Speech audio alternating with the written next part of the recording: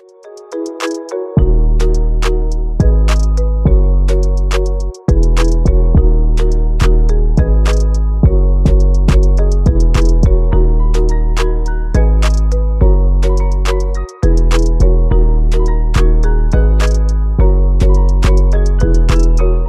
guys are well mentally, physically, spiritually, financially, holistically. I hope you guys are doing so well.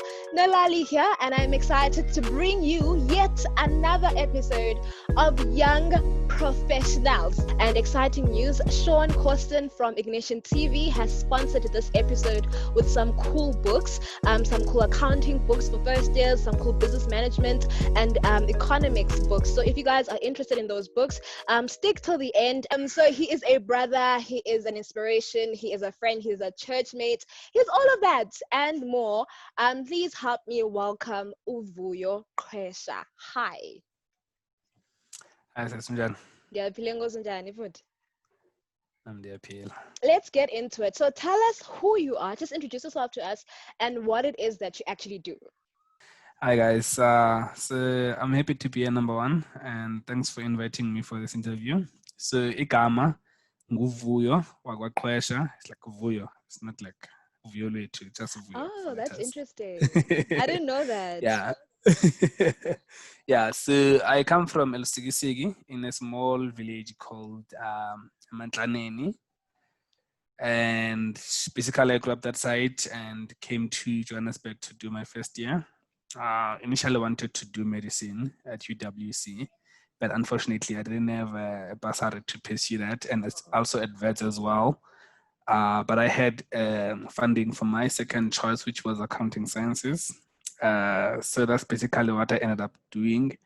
And that's currently what I'm pursuing now. I'm doing my CA articles now this year.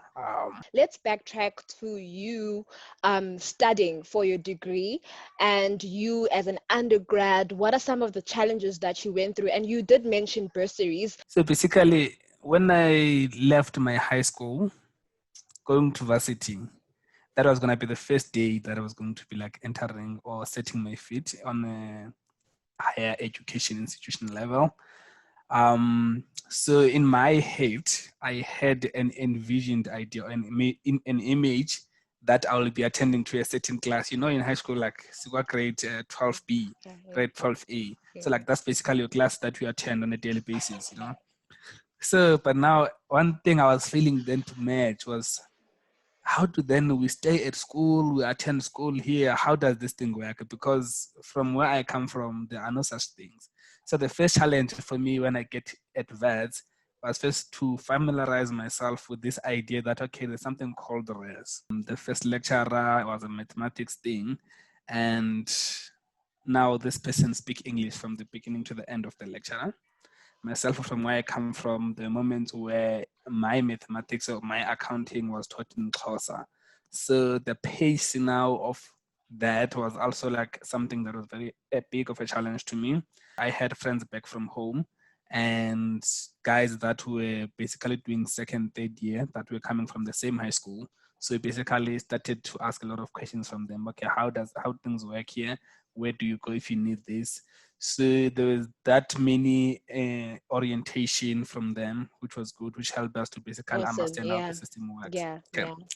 Number two, now there's English, the pace and the scope of what you are being taught and the scope of what you're being examined, it was very different.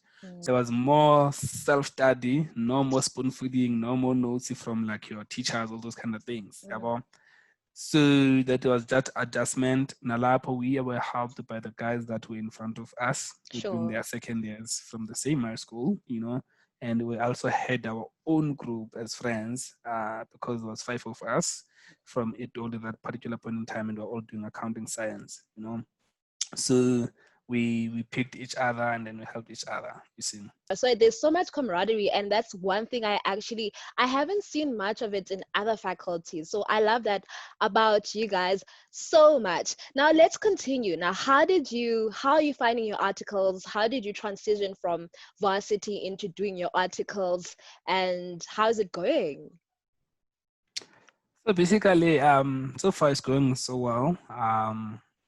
you actually realize that when you get to the workplace or to the work environment, is far much different than what you do in varsity. And at some point in time, you really find out that this varsity thing was not really preparing me to be doing what I'm doing today, you know, because especially like accounting students, there is something called vocational work that you can go do in a certain company, but it's not compulsory, it's not mandatory, you know. Okay. So a lot of us, because of lack of knowledge and lack of information, we think we don't need to do that. We only want to go to Eastern Cape to chill, Yeah. you Go know, home. while Yeah. other people are going to get experience and stuff. So far, it's been a journey. Now tell me, from graduating to articles, how do you get to articles? Do companies sort you out? Do you apply like normal internship? So okay, cool. So generally, from applying from high school, it can have an impact on how you then do when you finish university. Okay. So some people, they get bursaries from these companies that are like future employers. And of course, a lot of people, they are funded by NSFAS. So those one, they really don't have contractual obligations. So if you happen like to be funded, I'm just gonna mention like the big four in accounting. There's something called big four in the auditing thing, which is comprising of KPMG, PwC, Deloitte, EY, and about BDO and the rest of the guys going down. You see, so some of them, they already have like bursary schemes in place. Once, like when you apply when you're in high school, you get that bursary coming to VETS or to UCT or to Rhodes. You're already funded by them. So by that time, you already have some sort of a contractual obligation with them that when you finish, you go work to them. Okay. So myself, when I came to VETS, I was funded by Investec Bank. Sure. Okay. And Investec Bank was basically doing a CSI program with no strings attached, with no contractual obligation Oh, to say, nice. yeah, we are just giving back to the community. So I did my application in various organizations, and then I had different offers, and I basically chose this is the one I'm going to be doing. So basically, that's the process. And then, of course, when we're doing our last final year, some people, they get contracts from first year, second year, third year, fourth year, because these accounting firms and the banks, they come to your school for like a week to basically do our recruitment.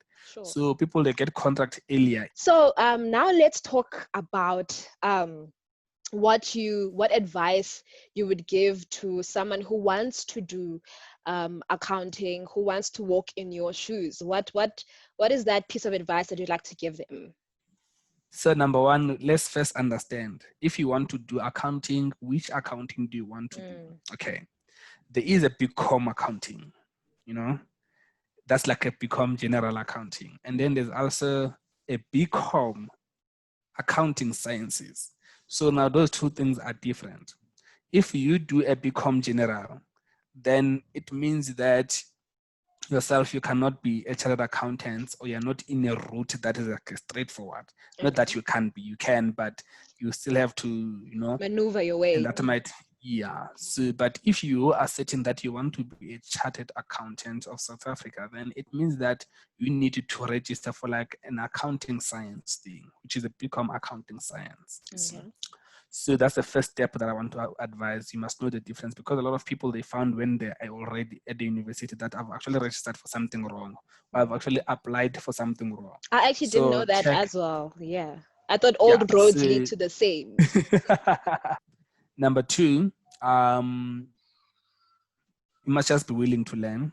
The accounting that you do at high school, or the mathematics that they say is a minimum requirements, is really not relevant in life generally. Trigonometry, yeah. So basically, when you get there, you must just be willing to learn new things, you know, and just open your heart, open your mind to in learning. I think that's basically the culture of it. It's gonna be challenging. A lot of people, majority of us came to university with like minimum of 5 distinction, 7, 8 distinction. But when you get there, your first test, bam, you get like a 4% of some sort. Sweet So, so you must just put that that mentality to say, I'm a top achiever, you know. Yeah. I'm a top achiever from the Eastern Cape, the entire province. When you get to university, they get there, you meet with your friends, and you basically get shown flames that here, You we're are in a different humbled. Yeah, this is true. we are This is humble. true. And I've also seen people getting crazy because of this thing that we're doing, you know. So because people, they just get there, they focus on academics. I would actually advise, when you get Mhm. to the institutions of higher learning, you must have something that you basically Balance. do, yeah, do fun, just to get your mind out of the books. Yeah, Yeah, but yeah. as for me, my coping mechanism or my extra things that I would do when I'm not doing the books is either I would be busy with the things of my church. Yeah, Okay. yeah. Um, I was also playing for the first team soccer. It's something that I very love, by the way. Flex, best team soccer. He needed to tell us, but it's best team. But okay. That's not the case. So that's the second thing I would do. And the third thing, then I would also be involved in the things of leadership. Yeah, well, You have been quite prevalent in helping first year students and helping other undergrad students with finding funding. Talk to us about that just a bit. Yeah. okay, so coming to that, in my first year, a lot of guys that I came with didn't have funding. Even for me, I was just privileged that I had a bursary because I kind of like passed well. Thank God for that. But coming from Lusikisiki, we don't have a lot of resources. Like our parents are not in a position to basically pay. You know, I know a lot of people that had to go home because they didn't have the means to enter the spaces of higher learning. You know, and majority of the guys, they qualified for even NSFAS, but it was so inefficient to basically meet them halfway, to basically meet them at the point of need, which was the registration. You know, so I then joined, I volunteered to an organization called the Sanani Foundation. Okay.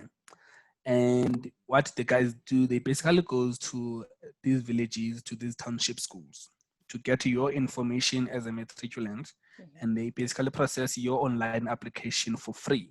So the guys had, they still have, by the way, a relationship with UJ to say us as UJ, we are people that are pushing at That's the fourth incredible. industrial revolution, you know. That's incredible. So if you can utilize our computers, you bring the list of your students, you do the applications for them. And yeah, that's basically what we've been doing. But our focus has been to Eastern Cape and Limpopo and KZN and some few townships around Gauteng. So what we then did in 2016 with one of my friends, which is Resuna Malulega, we started a non-profit organization called Young African Entrepreneurs Institute. Okay. Young African Entrepreneurs Entrepreneurs Institute. Institute. Okay. It's a So basically we mouthful. said we are assisting these guys to apply to university. But one thing that the education system does not cater for us as Black people coming from previously disadvantaged background is that our education system does not incorporate other skills, such as people who are interested in doing entrepreneurship, you know. So when we then advise or we motivate these guys, we speak to them about the entrepreneurship, trying to find out who are interested in entrepreneurship, and we then recommend these are the courses that we can do basically to pursue that interest, you see.